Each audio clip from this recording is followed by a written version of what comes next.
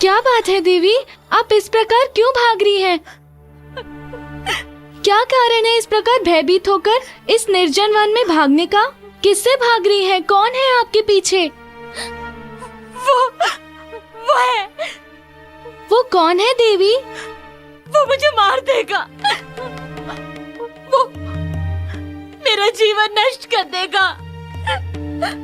मुझे कोई नहीं बचा सकता। वो आता ही होगा। मैं नहीं बचूंगी। वही तो पूछ रहा हूँ, कौन है वो जो आपको मारना चाहता है एवं क्यों मारना चाहता है? वो अत्यंत भयानक क्रूर प्राणी है। वो मुझे मार देगा। क्यों मार देगा? कौन है वो?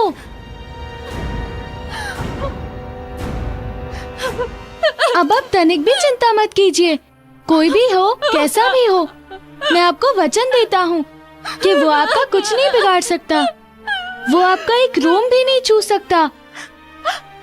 आप नहीं जानते वो कितना भयानक है। किंतु वो है कौन, वो तो बताइए। ब्रह्म दैत्य है वो। मैं नहीं बचूंगी। वो आता ही होगा। वो मुझे मार देगा। अब कोई नहीं बचा सकता मुझे। कोई नहीं। कोई नहीं।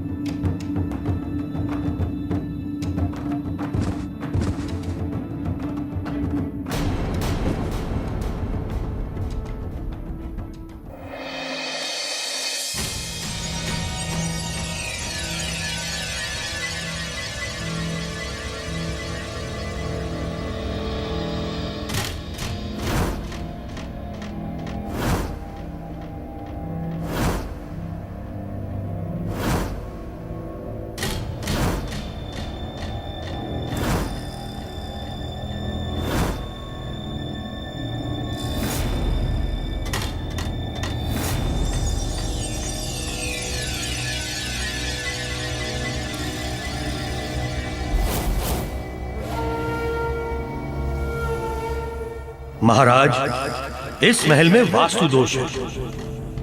वो भी साधारण नहीं, अति साधारण, अर्थात गंभीर वास्तु दोष।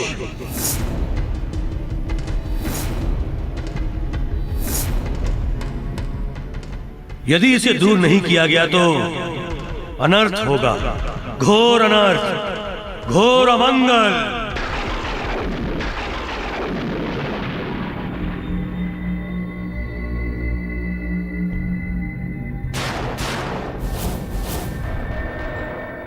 क्षमा करेंगे ब्राह्मण देव, इस महल का निर्माण तो स्वयं मतंग ऋषि ने किया है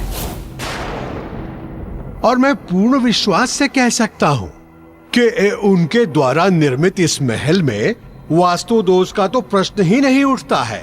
मूर्ख, तुम्हें क्या ज्ञान वास्तुशास्त्र का? तुम क्या जानते हो वास्तु दोष क्या होता है? ये जो कह रहा है ये एक वास्तुशास्त्र का विशेषज्ञ कह रहा है, विशेषज्ञ।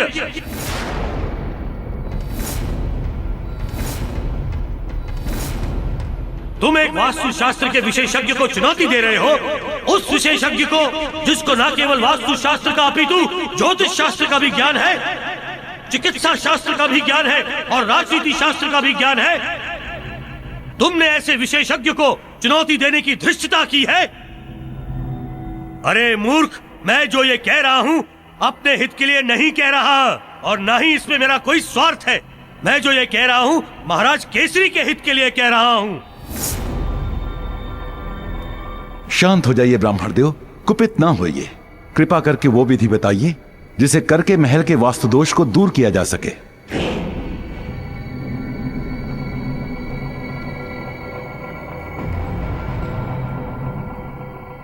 सत्य तो यह है केसरी कि जामवंत ने सत्य कहा। इस महल में कोई दोष है ही नहीं। दोष तो अब मैं मढ़ूंगा, जिससे मैं तुम्हारे महल में टिका रह सकूं। क्यों शांत है ब्राह्मण देव? बताइए ना, दोष दूर करने की विधि बताइए। बताता हूं महाराज। सर्वप्रथम आपको अपने प्रवेश द्वार की दिशा बदलनी होगी।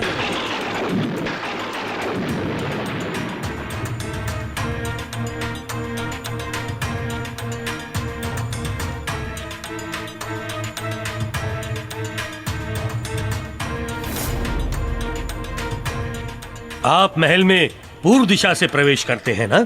जी ब्राह्मण देव। वो अशुभ, अमंगलकारी है। आपको महल में प्रवेश दक्षिण दिशा से करना होगा, वो शुभ हो।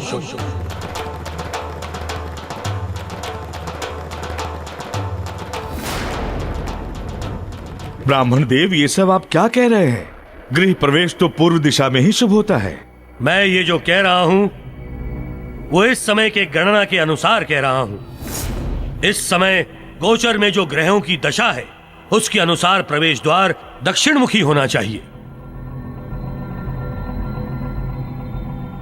तथा हाँ महाराज, इस समय आपके ऊपर राहु की महादशा चल रही है। तथा हाँ महाराज, इस समय आपके ऊपर राहु की महादशा चल रही है। तथा आपको राहु के रंग उनके स्वभाव के अनुसार समस्त वस्तुओं का रख रखाव एवं प्रयोग करना चाहिए। मैं समझा नहीं, कैसे करूं मैं ये?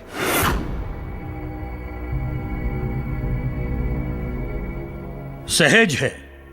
राहु को मटमैला रंग अति प्रिय है, जबकि आपके द्वार का रंग अति चमकीला है। आपको अपने द्वार का रंग बदलना होगा महाराज केसरी।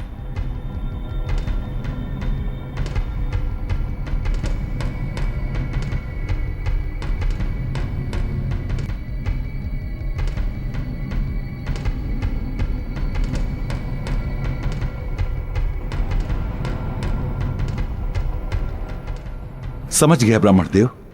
अन्य कोई दोष? सबसे बड़ा दोष तो आपके पूजा गृह में है महाराज केसरी, जो कि ईशान कोण में स्थित है।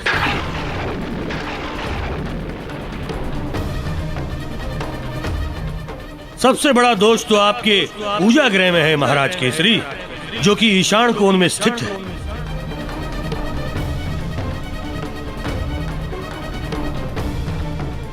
उसका स्थान बदलकर आपको नेतृत्व कोण में करना होगा। हाँ? अब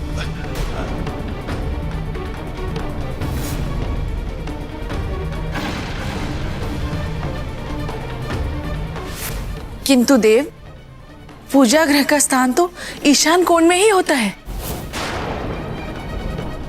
उसे तो वही होना चाहिए, क्योंकि ईशान कोण में ही तो गृह के देवता ईशान का वास होता है।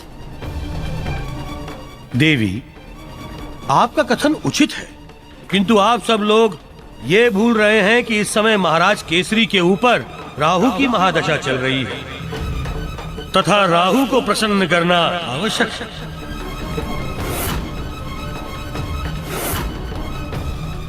यदि उन्हें प्रसन्न नहीं किया गया और वो अप्रसन्न हो गए तो मत भूले कि महाराज केसरी के ऊपर संकटों के पहाड़ टूट पड़ेंगे, पहाड़।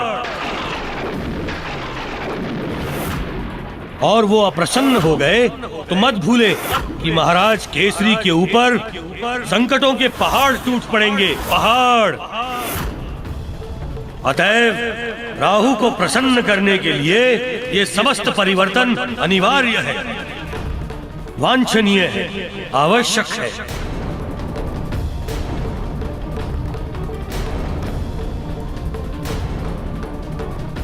ये सब हो तो जाए, उसके बाद देखो इस ब्राह्मण देवता का चमत्कार।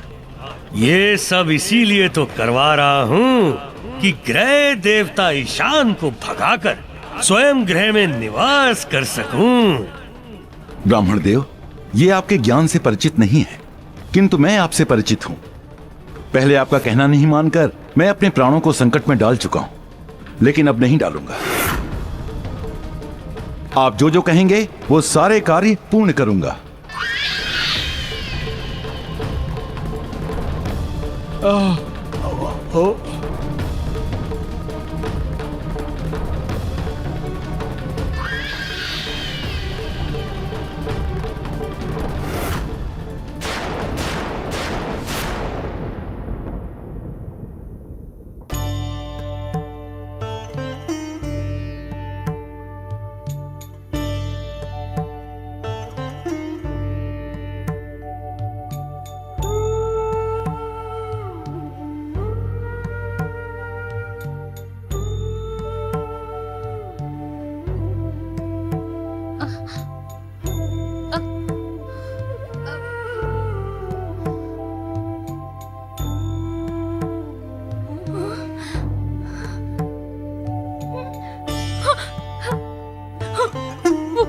मुझे उठा के ले जाएगा। ब्रह्मदैत्य मुझे मार देगा। शांत हो जाइए देवी, शांत।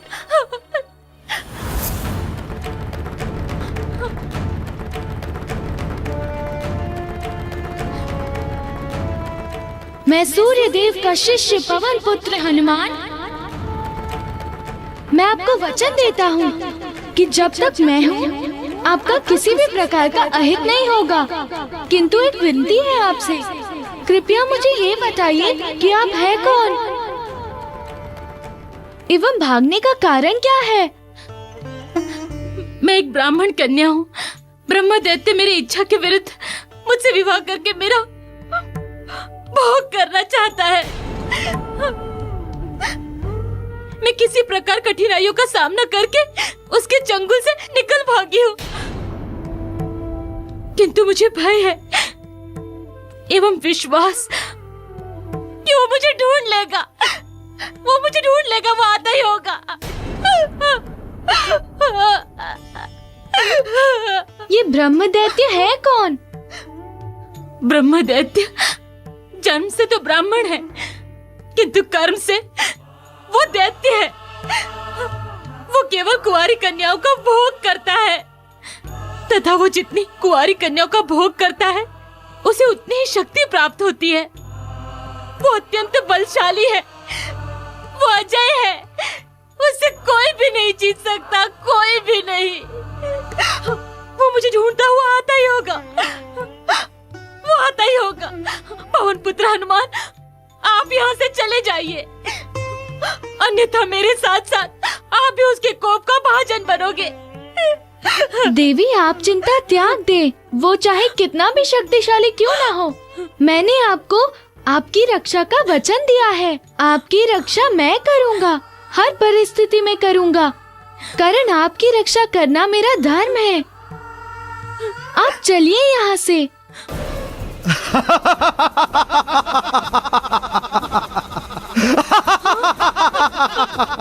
ब्रह्मदैत्य,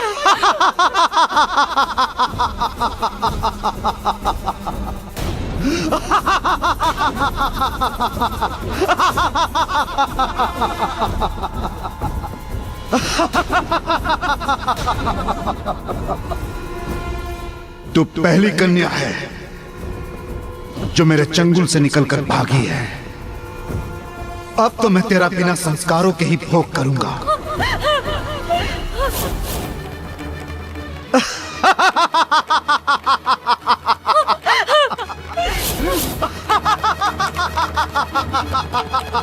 बस ब्रह्मदैत्य, अब आगे एक शब्द भी नहीं, कारण स्त्री पूजनीय है मेरे लिए, एवं मैं अपने समक्ष तुम्हें उसका अपमान नहीं करने दूंगा।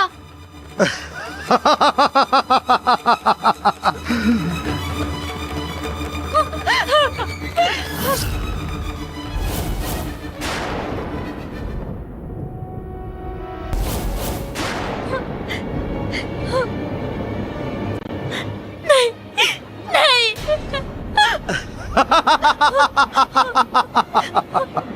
तू मुझे रोकेगा? एक वानर बालक ब्रह्मदैत्य को रोकेगा? मैं भी देखता हूं इस वानर बालक की शक्ति तुझे मुझसे कैसे बचाएगी।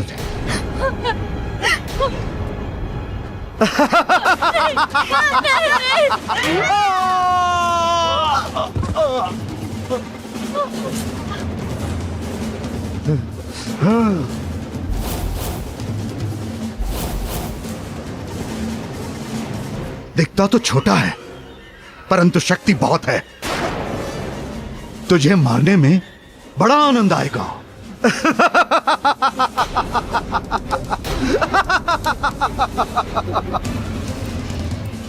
जय योगिनी, जय योगिनी। ओम क्रीम कालाय काली ह्रीं फट स्वाहा। जय योगिनी, जय योगिनी।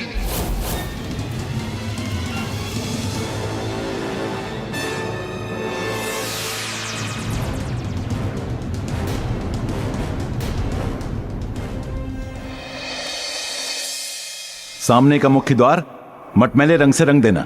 अब से पूर्व दिशा के द्वार से नहीं, अपितु दक्षिण दिशा के द्वार से प्रवेश करेंगे। तथा हाँ, हमारे महल में स्थित पूजा स्थल को बदल दो।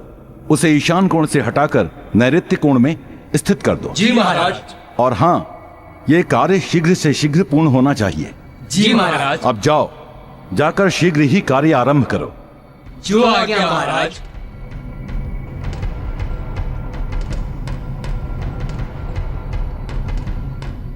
महाराज, ये आपको क्या हो गया? एक अनजान व्यक्ति के कहने में आकर आप मंदिर को उस कोण में स्थित कर रहे हैं जहां भगवान का वास है ही नहीं। देवी अंजना, आप जिसे अनजान समझ रही हैं, वो प्रकांड विद्वान हैं, भविष्य दृष्टा हैं। वो देखिएगा, उनके द्वारा किए गए परिवर्तन से हमें कितना लाभ होगा। सुख और समृद्धि हेतु वास्तु दोष ठीक करना आवश्यक है। महाराज, आप वास्तु दोष को मिटा नहीं रहे हैं, अपितु एक ब्राह्मण देव के बहकावे में आकर इस महल में वास्तु दोष को ला रहे हैं।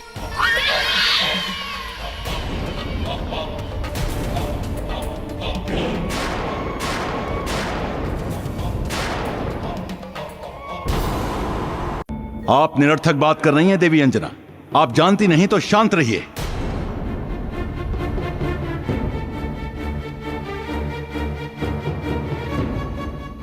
आपको मालूम है ना कि मुझ पर राहु की महादशा चल रही है।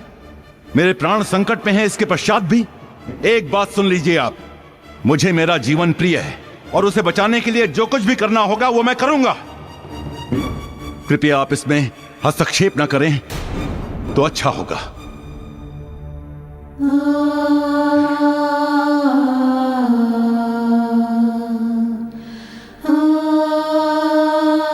ये क्या हो गया है महाराज को?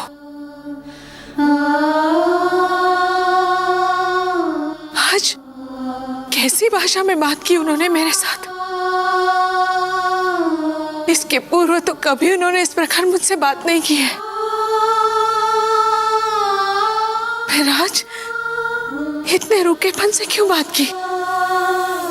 जब राहु आता है तो यही सब होता है अंजना, यही सब। संबंधों में विच्छेद होता है। व्यक्ति केवल स्व की सोचता है। आत्म केंद्रित कर देता हूं मैं व्यक्ति को अंजना। प्रेम, हर्ष, अनुराग सब समाप्त कर देता हूं, सब। तथा ये तो मेरे प्रवेश का आरंभ है, केवल आरंभ। सोचो, जब मैं यहां ठहर गया, यहां अपना स्थान बना लूंगा, तब क्या क्या करूंगा। हर्ष, शांति, जीवन, राज्य, प्रेम, अनुराग सब कुछ समाप्त कर दूंगा। विध्वंस, विनाश, विच्छेद, यही तो करता हूं मैं और यही करूंगा। तुम्हारे पुत्र ने ही तो न्योता दिया है इस विनाश को अंजना। उसी ने तो सूर्य को ग्रहण करने से रोका है मुझे।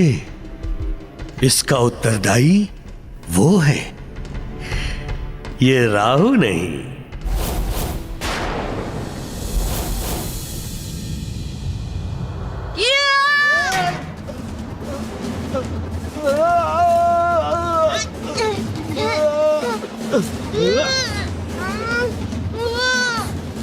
इस ब्रह्मदैत्य में तो अपार शक्ति है, अतुल बलशाली है।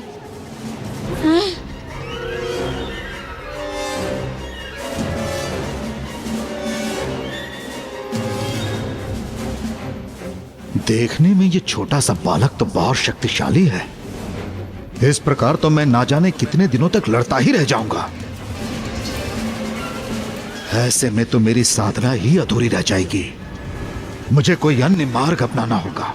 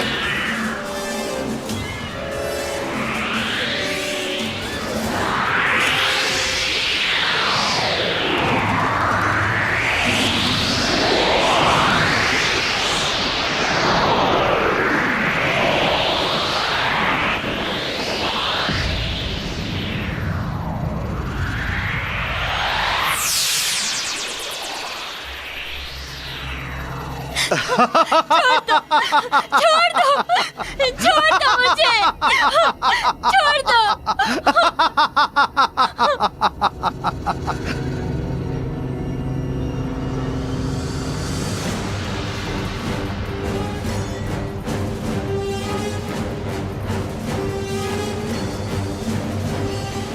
ब्रह्मदैत्य से युद्ध करते हुए मुझे ऐसा क्यों आभास हो रहा था कि जैसे उससे नहीं अपितु उसके शरीर में स्थित किसी अन्य शक्ति से युद्ध कर रहा था, तथा वो धुआं जैसे उसके शरीर से नहीं बल्कि किसी और के शरीर से निकल रहा हो।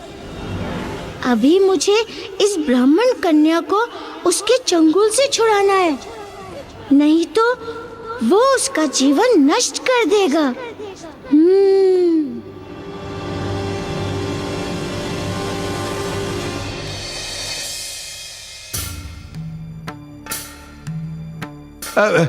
चिंतनीय विषय तो ये है कि पुत्र केसरी को अचानक हो क्या गया है, कुछ समझ में नहीं आ रहा है। सत्य कह रहे हैं आप जामवंत जी। सीमा निरीक्षण से जब से पुत्र केसरी लौटे, ऐसा लगता है मानो उनकी मति भ्रष्ट हो गई है, किसी ने उनकी बुद्धि ही हर ली है। उनके अंदर से वो नहीं, कोई और ही बोल रहा है आजकल। महाराज ने उस ब्राह्मण देव के कथनानुसार समस्त परिवर्तनों का कार्य करवाना आरंभ कर दिया है।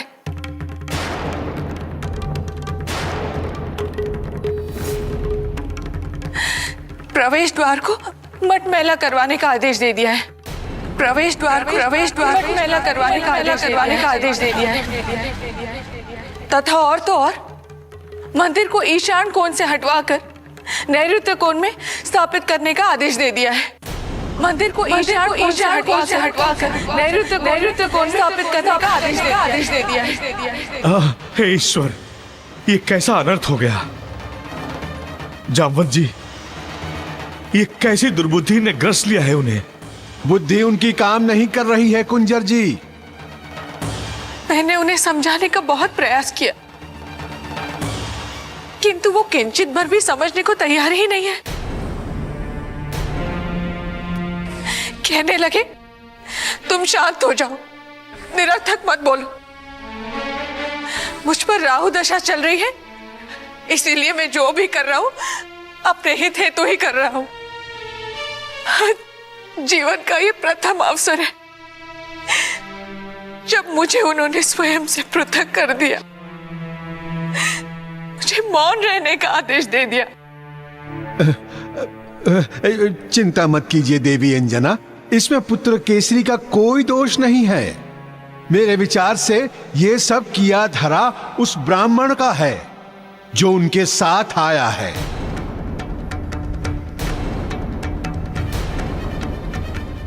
उसने अपने चमत्कारों से केसरी को ऐसा मोह जाल में फंसा लिया है कि वो उनकी कही हुई बातों को ही सत्य मानकर चल रहे हैं। किंतु इस तरह तो हमारा परिवार ही बिखर जाएगा जामवंत जी। विखंडित हो जाएगा ये राज परिवार। परिवार की सुख शांति प्रेम और सौहार्द सब एक एक करके विनष्ट हो जाएंगे। जामवंत जी, हमें केसरी को रोकने हेतु कुछ करना ही होगा। हमें कुछ करना ही होगा, अन्यथा। किंतु हम कर भी क्या सकते हैं महाराज? पुत्र केसरी ने तो अंजना की बात भी अनसुनी कर दी, तो वह हमारी क्या सुनेंगे? किंतु हमें उन्हें रोकने का प्रयत्न तो करना ही होगा ना। किंतु प्रश्न ये उठता है कि उन्हें जाकर समझाए कौन? किसकी सुनेंगे वो?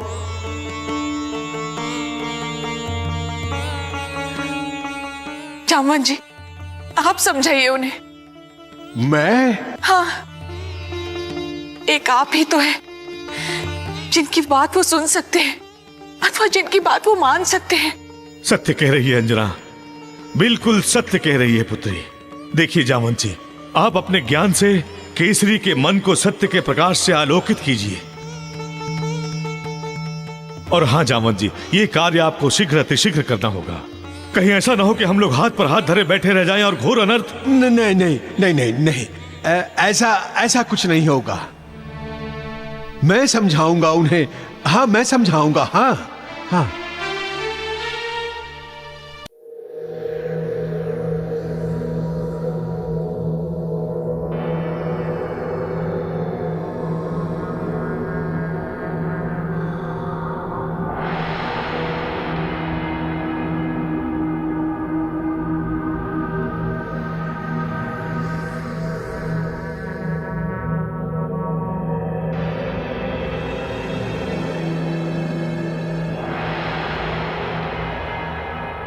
इस खंडर में देवी काली की मूर्ति?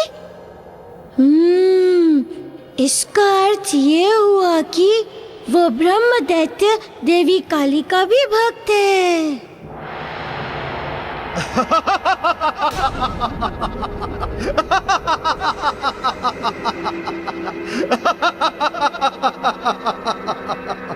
छोड़ दो मुझे, छोड़ दो मुझे। तुमने यहाँ से भागकर बहुत बड़ी भूल की है। अब देखो कि मैं धन स्वरूप तुम्हारी क्या दुर्गति करता हूं। देखो, मैं मां काली की पूजा आरंभ करने जा रहा हूं। तुम सब इसका श्रृंगार करो। आज मैं इसका कौमार्य मां को अर्पित करूंगा। आज मैं इसका कौमार्य मां को अर्पित करूंगा।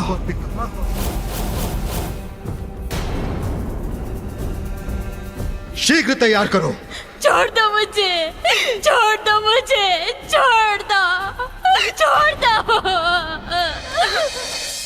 इसे यहां से उठाकर दक्षिणी दिशा में स्थापित कर दो। जो आज्ञा महाराज। और हाँ, एक बात, दिशा भ्रम नहीं होना चाहिए। जी नहीं होगा महाराज। क्या बात है महाबली काका, कुछ कहना चाहते हैं? नहीं नहीं, मैं तो ऐसे ही बस। महाबली काका, आप सत्य को छुपाने की चेष्टा कर रहे हैं। मैं जानता हूं कि आप मेरी सहायता करने नहीं बल्कि मुझे ये समझाने आए हैं कि मैं जो कुछ भी कर रहा हूं वो ना करूं। केसरी पुत्र, आप जो कुछ भी कर रहे हैं वो उचित है और मुझे पूर्ण विश्वास है कि आप जो कुछ भी करेंगे उचित ही होगा। किंतु किसी बाहरी अनजान व्यक्ति के बातों पर इतना दृढ़ विश्वास ये उचित नहीं है। आप उनकी कही हुई बातों को ना तो अपने विवेक की कसौटी पर परखते हैं और ना ही अपनों की बातों को कोई महत्व देते हैं, अपितु उस व्यक्ति के लिए आप अपनों को आहत कर रहे हैं। महाबली काका, जिन्हें आप अनजान और बाहरी व्यक्ति कह रहे हैं वो बाहरी अवश्य है, किंतु उनका बहिष्कार नहीं किया जा सकता। वो बहुत पहुंचे हुए विद्वान और संत पुरुष हैं। होंगे पुत्र, संभव है कि वो एक असाधारण एवं दिव्य पुरुष होंगे, किंतु वो जो कर रहे हैं वो असाधारण एवं दिव्य पुरुष की पहचान नहीं है। वो जो कुछ भी कर रहे हैं वो नीति संगत नहीं है। एवं आपको ज्ञात है आपकी बातों से अंजना कितनी आहत हुई है। महाबली काका, मैं जो कुछ भी कर रहा हूं वो अपने और अपने परिवार के हित के लिए कर रहा हूं। मैं अनीति कैसे कर सकता हूं? थोड़े समय की बात है, राहु की दशा निकल गई तो सब ठीक हो जाएगा, यथावत हो जाएगा। आप जाइए और जाकर समझाइए, जो हो रहा है सब ठीक हो रहा है। ब्राह्मण देव की कृपा हुई है, देखना हम पर मंगल ही मंगल होगा। महाबली काका, आप यहां की व्यवस्था संभालिए। तनिक हम ब्राह्मण देव का शयन कक्ष देख कर आते हैं, कहीं उन्हें किसी वस्तु का अभाव तो नहीं।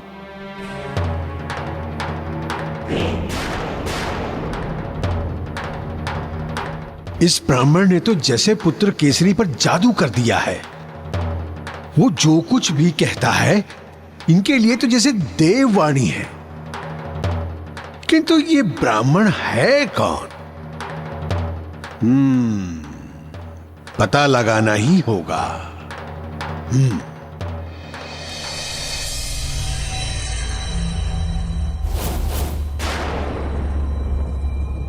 जामवंत, जब तक तुम्हें मेरा परिचय प्राप्त होगा मैं तुम्हें ही परिचय विहीन कर दूंगा। इस महल में जो तुम्हारी पहचान है मैं उसे ही मिटा दूंगा।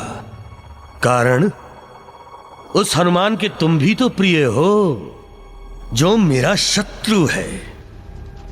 उसके किए कार्य का दंड एक एक कर मैं सबको दूंगा, सबको।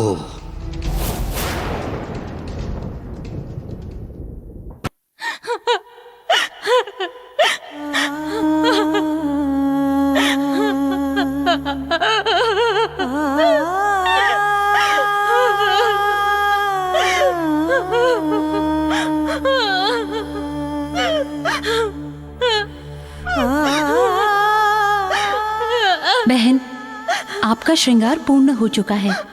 हम ब्रह्म दैत्य को सूचित करके आते हैं।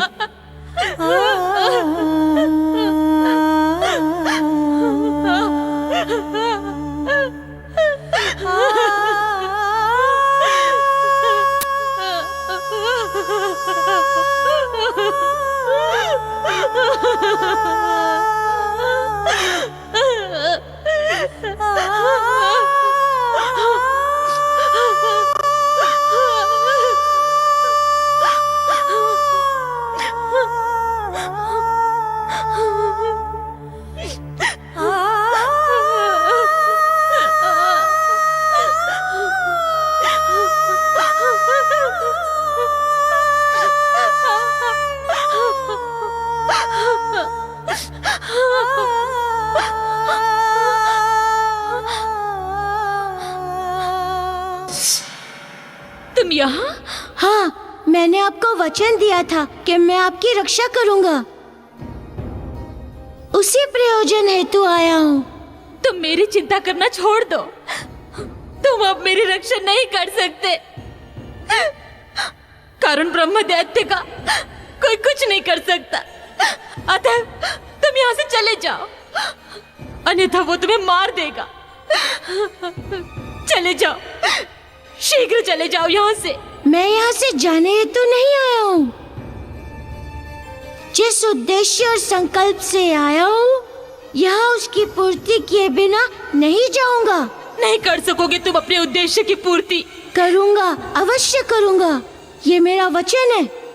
मेरा दृढ़ संकल्प है कि मैं उस ब्रह्म दैत्य को अवश्य पराजित करूंगा।